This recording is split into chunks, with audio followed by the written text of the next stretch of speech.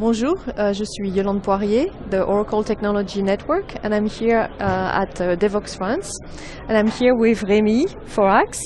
Rémi, bonjour. Bonjour. Rémi, dis-nous un petit peu ce que tu fais. Donc moi dans la vie je suis maître de conférence à l'université de Marne-la-Vallée, donc je fais et de la recherche et de l'enseignement à peu près 50-50 entre les deux à l'université qui s'appelle en fait Paris-Est Marne-la-Vallée. D'accord.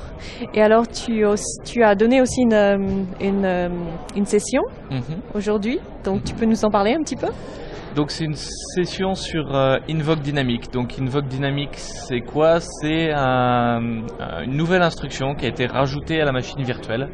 Donc en fait c'est la première instruction qui a été rajoutée à la machine virtuelle depuis la création de la machine virtuelle. Donc c'était quelque chose d'extrêmement important et dont le but est de faire en sorte que les langages dynamiques tournent mieux sur les machines virtuelles Java. Ok, donc quand tu parles de langage dynamique, tu peux nous donner un exemple? Comme exemple, je sais pas, par exemple Ruby, Python, JavaScript, les langages dynamiques en règle générale. D'accord. Et où en est le projet en fait? C'est à quelle phase? Donc d'abord il y a eu ça a pris pas mal de temps, ça a pris 5 ans, c'était très long. Je pense qu'on était les seuls à être contents que justement le JDK 7 prenne autant de temps. Ça nous a permis justement de travailler et d'arriver avec vraiment quelque chose, avec une vraie API que les gens pouvaient utiliser. Ça a permis d'avoir énormément d'allers-retours aussi avec les implémenteurs de langage dynamique. Donc de vraies discussions, on a pu repartir vers nos tableaux, ça a pris pas mal de temps. Je me souviens plus de la question en fait. Non, mais c'était ça, c'était en fait où on en est en donc, fait. Où on en est. Donc, avec la release du JDK 7, donc il y a eu une première version. Là, avec le JDK 8, il va y avoir quelques améliorations, mais le travail principal, c'est au niveau de la machine virtuelle, il reste un certain nombre d'optimisations à faire. Et donc, à chaque fois qu'il y a de nouvelles updates en ce moment du JDK 7, il y a les performances qui augmentent. Okay. Donc, actuellement, on sait qu'on a plusieurs implémenteurs. Donc, par exemple, il y a Charles Notter pour le projet JRuby qui a déjà un certain nombre de bons résultats puisque son JRuby est plus rapide avec Invoke Dynamics que sans Invoke Dynamics. Voilà, et on est en fait pour l'instant qu'au début de toutes les optimisations qui sont possibles. Il y en a encore qui sont à venir, qui sont prévues, et on sait que ça va durer un certain temps.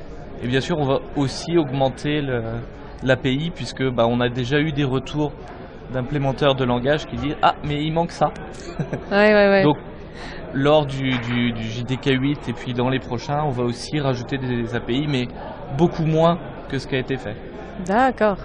Donc ça paraît être un projet qui va être qui va durer assez longtemps. Oui, parce qu'à chaque release, va sortir. D'accord.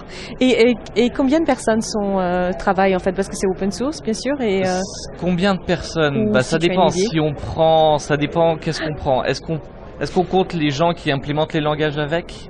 Est-ce qu'on compte? Non, juste sur le projet. Juste sur le projet. Donc c'est à travers un groupe d'experts du JCP.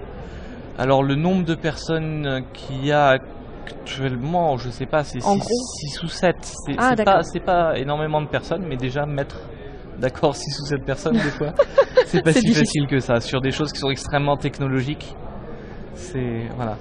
Et quelle est ton expérience avec le GCP?